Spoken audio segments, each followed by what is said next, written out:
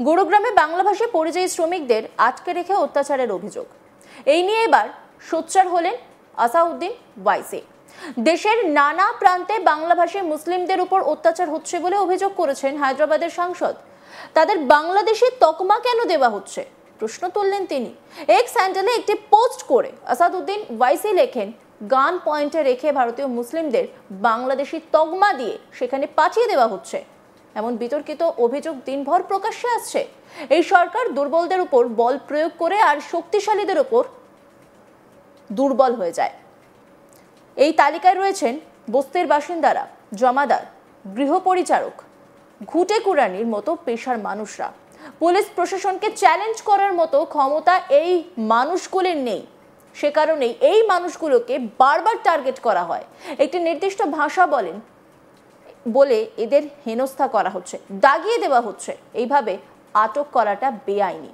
বাংলাভাষী মুসলিমদের উপর অত্যাচারের অভিযোগ ওয়াইসির বাঙালি হেনস্থা মানবেন না বলে সাব বার্তা দিয়েছেন বাংলার মুখ্যমন্ত্রী মমতা ব্যানার্জি। আর তাই দেশের নানা প্রান্তে নিপীড়িত বাঙালিদের পাশে দাঁড়াতে হেল্পলাইন চালু করেছে রাজ্য পুলিশ।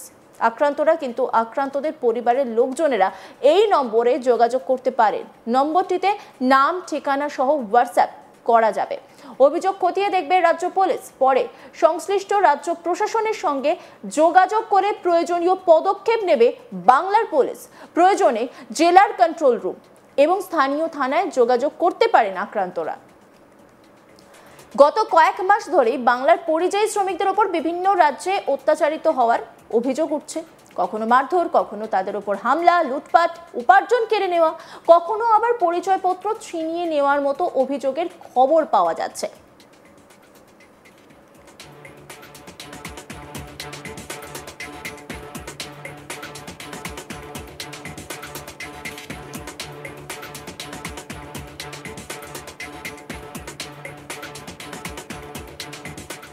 গোটা দেশ জুড়ে একের পর এক রাজ্য বাংলাভাষী পরিযায়ী শ্রমিকদের উপর আক্রমণ, একের পর এক ঘটনা বেশ কিছুদিন ধরে সামনে আসছে।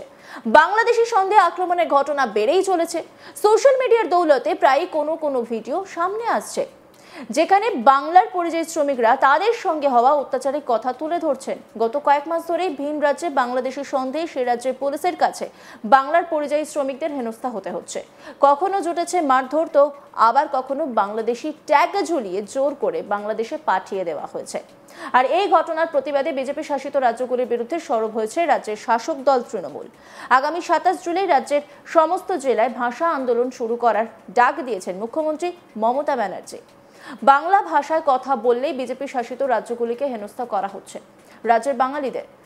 এমনকি তাদের গ্রেপ্তার করে ডিটেনশন ক্যাম্পে রাখা হচ্ছে, বাংলাদেশি বলে দাগিয়ে দেওয়া হচ্ছে। এর প্রতিবাদে এবার পথে নামেন রাজ্যের মুখ্যমন্ত্রী তথা তৃণমূল নেত্রী মমতা ব্যানার্জি।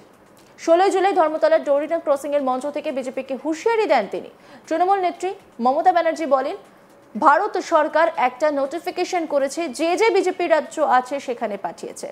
তাতে পরিষ্কার বলা হয়েছে যাকেই সন্দেহ হবে বাংলায় ক্ষমতা বলে তাকেই অ্যারেস্ট করে ডিটেনশন ক্যাম্প মানে হোল্ডিং এরিয়ায় রাখতে হবে। এরপরে মমতা বলেন, আমি এবার ঠিক করেছি আরো বেশি করে বাংলা ভাষায় কথা বলবো। ক্ষমতায় থাকলে আমাকে ডিটেনশন ক্যাম্পে আগে রাখুন। বাংলা ভাষায় কথা মানুষের রাখার আগে তিনি বলেন, এটা এমার্জেন্সির থেকেও বড় বেআইনি ডিটেনশন। কি বলেছিলেন তিনি সেদিন, শুনবো।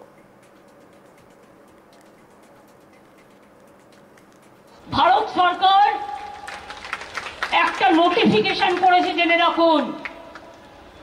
সেই নোটিফিকেশনটা আমরা চ্যালেঞ্জ করব। লুকিয়ে লুকিয়ে করেছে, করে নিজেদের রাজ্যগুলোতে যেখানে বিজেপি আছে সেখানে পাঠিয়েছে। তাতে পরিষ্কার বলা হয়েছে যাকেই সন্দেহ হবে বাংলা ভাষায় কথা বলে অ্যারেস্ট করবে ডিটেনশন ক্যাম্পে, মানে হোল্ডিং এরিয়া, ডিটেনশন ক্যাম্প যাকে বলা হয়, সেখানে রেখে দেবে। আমি এখন ঠিক করেছি আমি বাংলায় বেশি করে কথা বলবো। ক্ষমতা থাকলে আমাকে ডিটেনশন ক্যাম্পে আগে রাখো, বাংলা ভাষায় কথা বলার লোকেদের আগে। হিন্দি ভাষীদের রাখলেও আমি করব। It is more than emergency and illegal detention. মুখ্যমন্ত্রী বলেন, যে যা ভাষা জানে সেটা লিখবে। তোমার ট্রান্সলেটর আছে, দেখে নাও। মুখ্যমন্ত্রী বলেন, ওড়িশায় যখনই কোনো সাইক্লোন হয় আমাদের ইঞ্জিনিয়াররা গিয়ে কাজ করেন। আপনাদের আলুর প্রয়োজন পড়লে এখানকার চাষিরা আলু পাঠান। আপনাদের ওখানে বাংলার কত টুরিস্ট যান, আর সেখানে বাংলা ভাষায় কথা বললে অত্যাচার হচ্ছে। কি বলেছিলেন তিনি, শুনুন। কতজন যান বাংলার উড়িষ্যায় ঘুরতে, দেখতে, বেড়াতে, সেখানে জেনে রাখুন বাংলা ভাষায় কথা বললে অত্যাচার হচ্ছে। পরিষ্কার বলছি, সতর্ক বার্তা দিয়ে গেলাম, মারবো না, কাটবো না, আপনাদের মতো ভাষা বিকৃতও করব না। যে ভাষায় আপনারা কথা বলেন আমরা সেই ভাষায় কথা বলি না, আমরা মানুষের ভাষায় কথা বলি। তাই পরিষ্কার বলে যাই, যদি না থামেন তাহলে আগামী দিন আপনাকে থামতে কি করতে হবে, থামতে কি করা দরকার সেটা বুঝে নেবেন। থামতে কত নেবেন আর থামতে কি করবেন।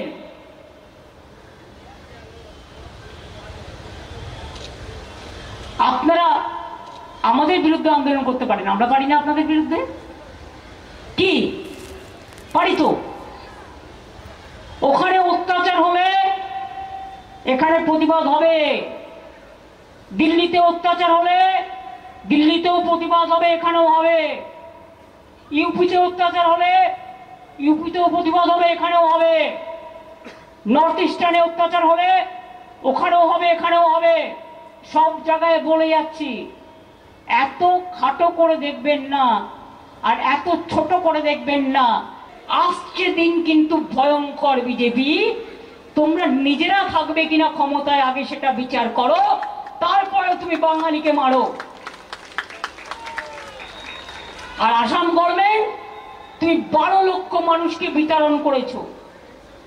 তার কারণ তারা আসামি ভাষা জানে না বলে বাংলায় ফর্ম ভরেছে।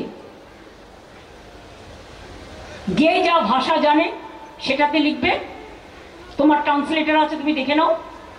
পার্লামেন্টে যদি সিস্টেম থাকতে পারে, you can speak any language, there will be a translation simultaneously. तो आपका उधर में क्यों नहीं है? उड़ीसा, जब भी आपको उधर में साइक्लोन होता है, हमारा विद्युत पावर का इंजीनियर जाके काम करते हैं। आपका पोटैटो का जरूरत होता है, हमारा इधर से फार्मर लोग भेजते हैं, और आप हमारा बंगाली लोगों को ऊपर अत्याचार करते हैं। অন্যান্য খবরের আপডেটের জন্য অবশ্যই নজর রাখুন আজ তাক বাংলার ইউটিউব স্ট্রিমিংয়ে। লাইক, কমেন্ট, শেয়ার এবং সাবস্ক্রাইব করতে ভুলবেন না।